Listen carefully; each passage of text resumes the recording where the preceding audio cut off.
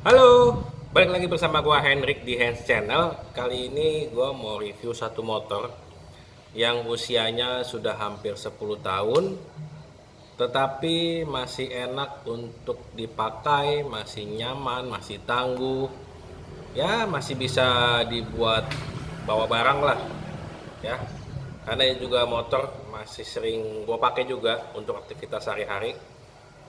Motor apakah itu? Tapi sebelum itu jangan lupa klik like, subscribe Hands Channel, dan komen serta share teman-teman kalian agar bisa menjadi panduan bagi kalian yang ingin beli motor bekas khususnya ya, yang bisa tangguh seperti itu ya. Langsung aja kita lihat ke motornya. Nah teman-teman, inilah motornya Mio Soul, Yamaha Mio Soul tahun 2011 ya. Ini motor udah hampir jalan 10 tahun, tapi dipakai masih enak, masih nyaman. Memang ada beberapa part-part bagian yang udah gue ganti karena termakan usia juga ya. Dan gue mau kasih sesuatu hal mengenai motor ini ya. Nah, kalau dari segi tampilan ini istilahnya masih oke ya. Tidak termakan usia karena proporsi bodinya juga masih bagus, tampilannya juga masih fresh.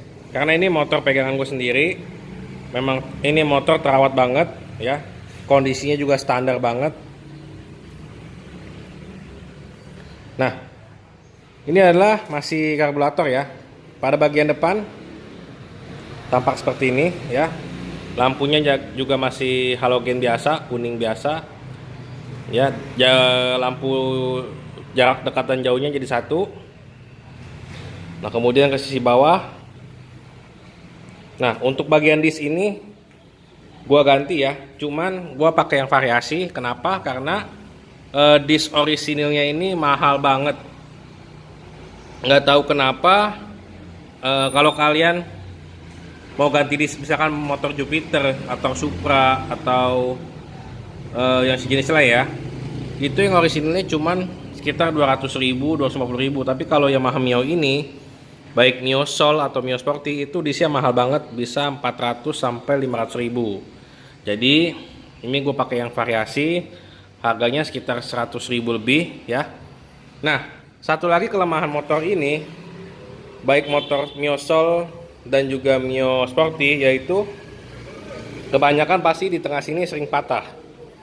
Ini kan besi tulangnya nih, pasti sering patah. Bagi kalian yang sering ngalamin patah, tapi untungnya motor ini udah jalan 10 tahun itu masih kokoh gitu. Kenapa? Karena benar-benar gue rawat ya.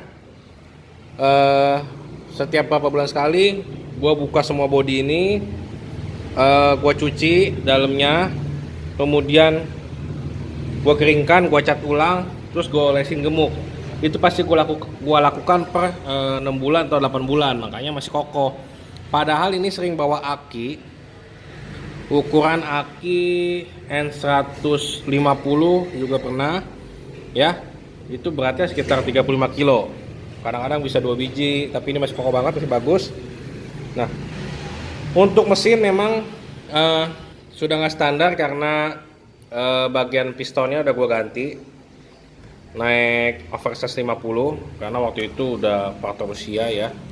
Kalau kenapa masih orisinil, cuman ada kakatan aja, maklum namanya air asin ya. Nah, kelemahan motor ini sebenarnya ada pada box filternya. Nggak tahu kenapa,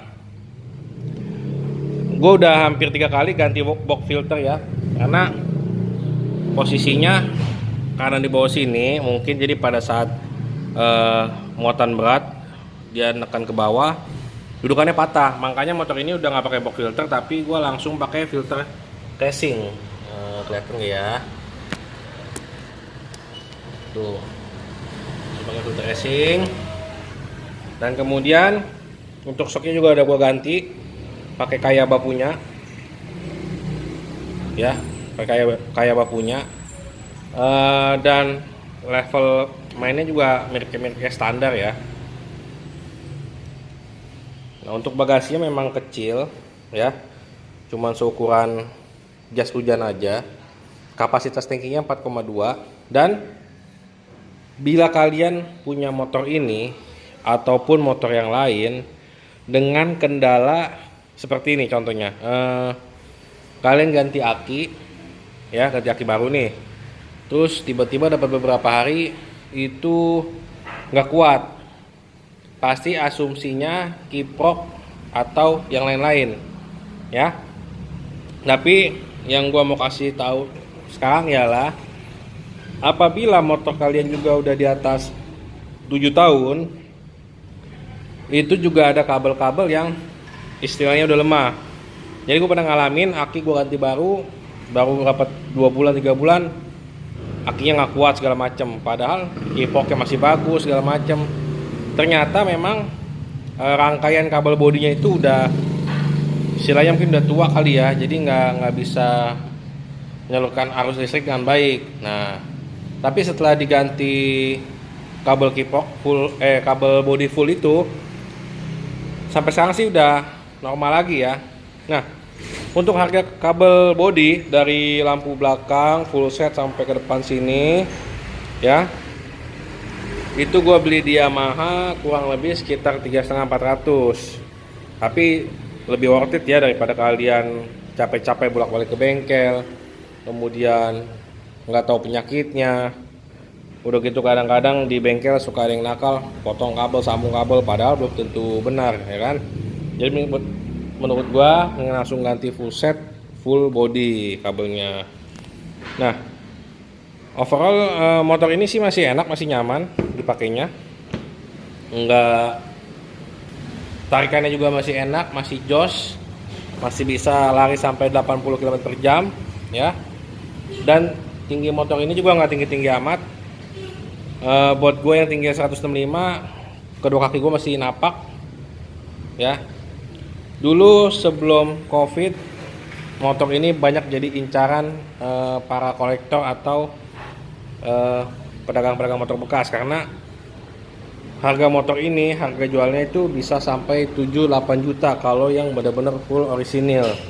Ya mungkin sekarang karena covid udah agak turun ya, tapi ini benar-benar motor rekomendasi buat kalian yang mau punya motor, atau mau belikan istri kalian motor, atau mau belikan orang tua kalian motor buat kegiatan sehari-hari. Ini masih recommended, masih enak banget, masih harus bisa dipertimbangkan ya. Nggak ngerongrong juga, harga jualnya juga masih tinggi, masih bagus ya. Mungkin itu aja informasi yang bisa gua berikan mengenai motor second. Semoga bisa bermanfaat, semoga bisa menjadi acuan, semoga bisa menjadi inspirasi kalian. Sampai di sini dulu, jangan lupa klik like, subscribe, and comment, serta share teman-teman kalian agar bisa menjadi referensi motor bekas ya. Dan ini kilometernya baru sekitar 72 ribuan, jalan 10 tahun, karena motor ini memang makanya dekat-dekat aja. Oke, sampai di sini dulu, sampai jumpa, dadah.